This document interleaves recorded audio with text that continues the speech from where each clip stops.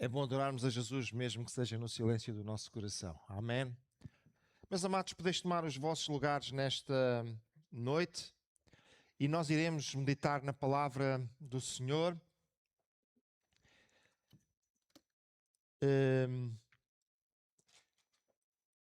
Estamos num mês muito importante, num mês muito especial, que é o mês do... E parece-me que alguns irmãos têm dúvidas. Eu penso que alguns estavam quase já a ir para a praia e tudo. Não, estamos em dezembro. Dezembro é o mês do Natal. Muito bem. Bem, e hoje eu queria falar convosco acerca do cumprimento profético, as contas do tempo. Hoje vou desafiar-vos a fazer aqui uns exercíciozinhos de matemática comigo. Quem é que é bom a matemática? Hã? Alguém levantou a mão? Não. Não me vão deixar a fazer contas sozinho, por favor. Para nós entendermos um bocadinho melhor. Como Deus já tinha falado acerca do que ia acontecer há muito tempo atrás. Ele fala tudo com antecedência, porque ele vê as coisas que não são como se já fossem. Portanto, para ele é tudo muito normal. Então, meus amados irmãos e prezadas irmãs, falando de profecia, o conceito de profecia, ele tem que ser visto através das palavras hebraicas que são utilizadas para a palavra profeta. E a palavra, uma das palavras é a palavra Raá, e significa literalmente alguém que vê. Se os irmãos forem ler a Bíblia, muitas vezes os profetas são apresentados como o vidente, aquele que vê. Mas existe uma outra palavra, a palavra Nabi, e esta palavra Nabi, ela está relacionada com a ideia de alguém que fala, do porta-voz, de alguém que fala por outro. Então, este termo foi utilizado por mais de 300 vezes no Velho Testamento e está ligado com o profeta de Deus, que fala em nome no lugar de Deus. Eram aguardadas as profecias, elas eram aguardadas pelo seu cumprimento, ok? Aguardavam que as profecias se cumprissem. Quando nós olhamos para o Novo Testamento, estas duas palavras elas são apresentadas numa só, a palavra profetes, que aglutina as duas ideias, os dois conceitos do Velho Testamento, e coloca aqui na junção de pró, que significa antes, mas também significa em favor de alguém ou em favor de alguma coisa, com femi, que significa falar, ou seja, alguém que fala por outrem, alguém que fala antes.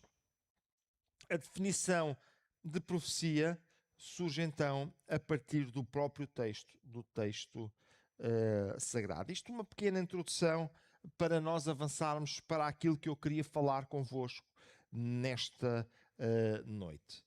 Bem, qual era a probabilidade das profecias acerca de Jesus se cumprirem? Eu não sei qual é a vossa ideia, mas eu tenho uma ideia na minha cabeça. E a minha ideia é 0%. A partir do momento em que o profeta Isaías diz: "E a virgem conceberá e dará à luz um filho", nós ficamos logo com uma ideia: como é que a virgem vai conceber? É a virgem. Mas todas as profecias se cumpriram e eu juntei aqui um conjunto delas. A primeira profecia surge lá no Éden e Deus diz a Eva, depois de ela ter pecado, que da semente da mulher, um filho que ia nascer dela, esmagaria a cabeça da serpente. Estava referindo-se a Jesus. Depois aparece a promessa que seria um descendente de Abraão. Em ti serão benditas todas as nações da terra. O descendente de Isaac, o descendente de Jacó, que pertenceria à tribo de Judá, seria herdeiro do trono de Davi, ou seja, seria descendente de Davi. Nasceria em Belém da Judeia.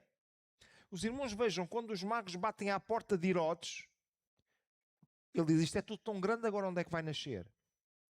E os conhecedores da Bíblia dizem, vai nascer em Belém. Porque a profecia de Miqueias diz, e tu, Belém Eufrata, de modo nenhum serás a menor entre as capitais de Judá, porque de ti sairá o guia, o tal enviado de Deus. Por outro lado, Jesus, ele era descendente de Davi. E Davi era filho de Jessé, que era conhecido como o Belemita. Porquê? Porque era de Belém. Então, a ligação de Jesus a Davi também o liga à cidade de Davi, a Belém da Judeia. O tempo do seu nascimento, a gente já vai chegar às contas. Por estranho que vos possa parecer, Deus disse quando é que Jesus iria nascer. O nascimento de uma virgem, até a matança das crianças por Herodes e a sua fuga para o Egito, que nós encontramos lá, profetizada no livro do profeta Oseias. Irei olhar um bocadinho agora, como os irmãos perceberam, eu nesta noite não vou falar disto tudo, senão não vou falar de nada. Então tive que selecionar alguma coisa para falarmos um bocadinho ao longo desta noite. Primeiro, as profecias mostram que Jesus Cristo seria humano. Um ser humano. E eu irei concluir, irei finalizar o meu estudo de hoje exatamente olhando para esta particularidade. A segunda coisa é que ele pertenceria ou que ele viria do povo de Israel. Em terceiro lugar, que ele seria descendente da realeza. E por último, um conjunto de profecias específicas. Nascimento em Belém de uma virgem, a matança das criancinhas e a sua fuga para o Egito. Falemos então agora. Estão preparados para as contas? Vamos perceber de onde é que vêm as contas e de onde é que veio o número. Então, o tempo do seu nascimento. Para nós percebermos isto, nós precisamos de ir às 70 semanas de Daniel, lá em Daniel no capítulo 9, e entender o que é que o texto nos diz, o que é que ele deixa para cada um de nós. Depois precisamos de cruzar com a história e depois temos que ir até ao século XVII, já da nossa era, e ver as descobertas da astronomia e entrelaçar estas coisas todas. E vamos ver como Deus se preocupou em explicar-nos tudo antes que alguma coisa existisse ou fosse descoberta. Vamos ver. Daniel capítulo 9, versículo 25 e 26 diz a palavra do Senhor. Sabe e entende desde a saída da ordem para restaurar e para edificar a Jerusalém até ao Messias. Quem é o Messias? Jesus. O príncipe haverá 7 semanas e 62 semanas, as ruas e o muro de reedificação, mas em tempos angustiosos. E depois das 62 semanas será cortado o Messias, mas não para si mesmo. E o povo do príncipe que há de vir destruirá a cidade e o santuário, e o seu fim será como uma inundação. E até ao fim haverá guerra. Estão determinadas as assolações. Uma das coisas que nós precisamos de olhar, desde a saída da ordem para restaurar, temos que ver que ordem é esta e quando foi dita. Até ao Messias, o príncipe, portanto, desde a saída da ordem para restaurar. Há uma coisa que nós não podemos fazer confusão. Houveram várias ordens e vários momentos de retorno do povo de Israel a Jerusalém depois do cativeiro na Babilónia, e nós precisamos de olhar para este. a ordem para restaurar e para edificar Jerusalém, e perceber a que é que estamos a referir-nos. Até ao Messias. E depois é fácil, basta fazer as contas. Concordam comigo? O que é que diz a profecia? Desde a ordem, desde a saída da ordem para restaurar e para edificar a Jerusalém até ao Messias, são 7 semanas e 62 semanas. 7 semanas e 62 semanas são 60 e... Primeira conta, são 69 semanas. 69 semanas de anos. Não são semanas de dias, mas são semanas de anos. Vamos tentar perceber isto um bocadinho melhor. Então, olhemos para estes números e vamos ver. Uma semana são 7 anos. 7 semanas são 49 anos. 7 vezes 7. Sabia que vocês iam. E 62 semanas são 434 anos. Portanto, temos aqui as várias contas feitas. Isto torna-se muito fácil. Olhemos para este pequeno gráfico que nos mostra as 70 semanas de Daniel. Eu não vou falar exaustivamente sobre as 70 semanas de Daniel. Tenho um estudo sobre este assunto que ocupa vários dias, mas irei falar apenas na parte em que nós estamos falando aqui, que são as 7 semanas e as 62 semanas, e que são exatamente os primeiros 2 retângulos que os irmãos podem ver ali do vosso lado esquerdo. 49 anos e 434 anos. Muito bem. Desde a ordem para reconstruir até à morte do ungido ou até à entrada de Jesus triunfal em Jerusalém. Não vou discutir sobre isto porque seria uma discussão estéril. Esta é a profecia de Daniel que nos serve de base para os nossos cálculos. Agora vamos começar a olhar para eles. Olhemos, por favor, para algumas notas que nós precisamos de reter. Primeiro, não foi com os primeiros decretos que apenas se referiram ao templo e ao culto, em 538 a.C., em 520 a.C., em 457 a.C., mas foi o ano da ordem para reconstruir a cidade. Se os irmãos se lembram do texto, diz reconstruir Jerusalém. E este deu-se no ano 444 a.C., segundo a ordem de Artaxerxes I. Então, este é o ano que nós temos para começar a fazer contas. 444 a.C. Toda a gente se lembra deste ano, não é? Ainda não eram nascidos? Não, ainda não era ninguém nascido. 444 a.C. Olha, foi um tempo muito especial. Olhemos aqui um bocadinho mais. Como funcionou o calendário? Para nós estarmos a falar da mesma coisa. Primeira situação. Até ao calendário que utilizamos hoje, os anos tinham 360 dias. E de vez em quando aquilo ficava desfasado com o sol e eles faziam os acertos. Mas os anos tinham 360 dias. O nosso tem mais 5 dias. Parece pouco, mas junto nestes anos todos e vai ver que dá muito tempo. Segunda coisa.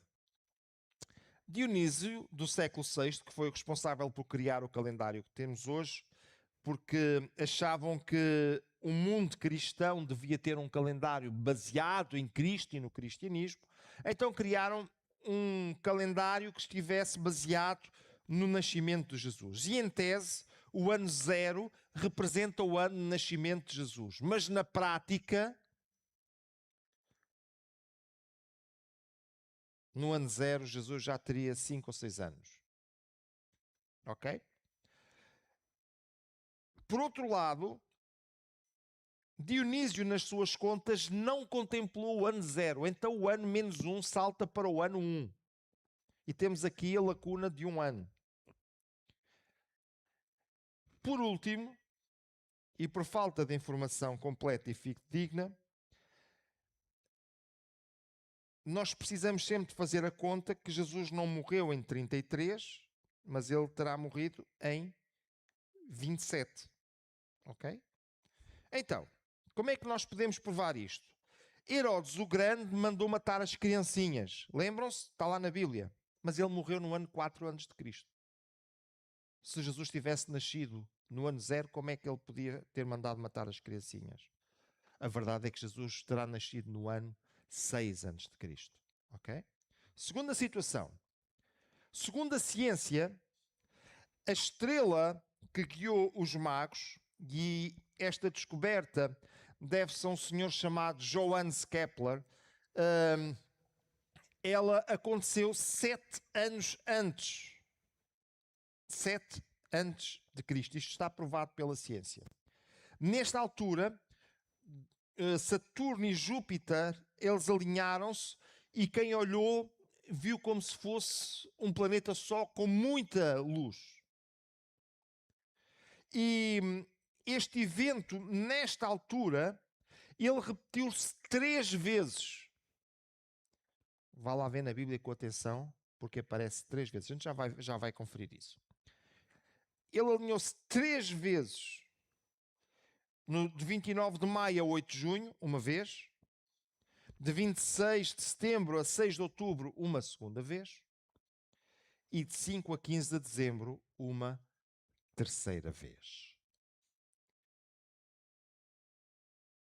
Olhe comigo para o texto bíblico, por favor. Depois que Jesus nasceu em Belém da Judeia, nos dias do rei Herodes, magos vindos do Oriente chegaram a Jerusalém e perguntaram: onde está o recém-nascido, o rei dos judeus? Primeira vez. Vimos a sua estrela no Oriente e viemos a adorá-lo. Quando o rei Herodes ouviu isso, ficou perturbado e com ele toda a Jerusalém.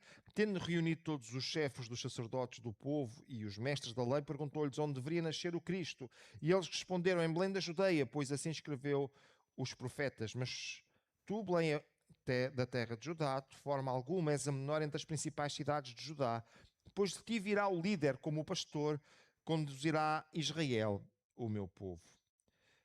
Então Herodes chamou os magos e informou-se com eles a respeito do tempo exato a que a estrela tinha aparecido. E enviou-os a Belém e disse: vão informar-se com exatidão sobre o menino. Logo que o encontrarem, avisem-me para que eu também vá adorá-lo. Depois de ouvirem o rei, eles seguiram o seu caminho, segunda vez, e a estrela que tinham visto no Oriente estava adiante deles. Eles continuaram até que finalmente parou sobre o lugar onde estava o menino e pensam que este verso 10 será a terceira vez, quando tornaram a ver a estrela e encheram-se de júbilo. Então, meus amados irmãos, nós temos aqui as mesmas 3 vezes que a ciência confirma que aconteceu um fenómeno celeste que em tudo é compaginado com o relato bíblico e que aconteceu quando? O ano 7 antes de Cristo. Se eles fizeram a viagem, se chegaram entretanto, certamente eles chegaram depois de Jesus ter nascido. Ok? Vamos avançar um bocadinho e vamos às contas. A ordem de Atarxerxes segue no dia 1 de Nissan, que equivale ao nosso dia 5 de março. Ok? Do ano 457. Há bocadinho, acho que por lápis eu disse 444. 34 ou 44, acho que disse por lápis. Mas o ano certo é este, 457. E O domingo de Ramos terá sido no dia 30 de março do dia 27 depois de Cristo. Façam as contas, tirem um ano porque é o zero que não existe. E sabem quantos anos é que isto vai dar? Somem lá, 457 mais 27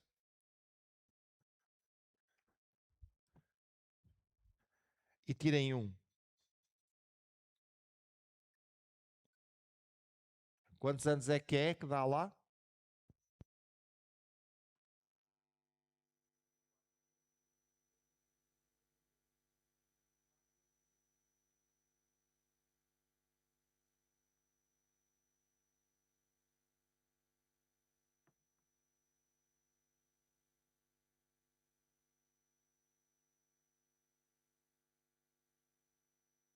Até o- com tanto tempo,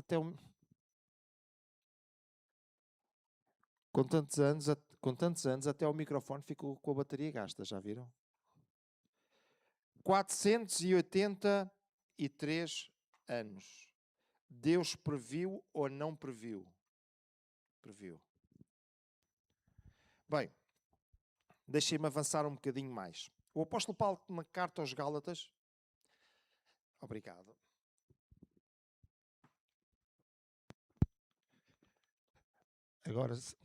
Agora sim com este. O apóstolo Paulo, na carta aos Gálatas, fala também do tempo. E ele diz: mas vindo a plenitude dos tempos, vejam a expressão que ele usa, vindo a plenitude dos tempos, quando o tempo estava completamente cumprido, Deus enviou seu filho, nascido de mulher, nascido sob a lei, para remir os que estavam debaixo da lei, a fim de recebermos a adoção de filhos. Quando o tempo de Deus estava cumprido. Olha, permitam-me dizer-vos alguma coisa sobre isto. Na plenitude dos tempos, sabem o que aconteceu? Aconteceu alguma coisa muito especial. Jesus não foi gerado no sentido de ter um início de existência, mas ele se fez carne. Segunda coisa, na plenitude dos tempos, Jesus nasceu de mulher, mostrando que se fez igual a nós, homem,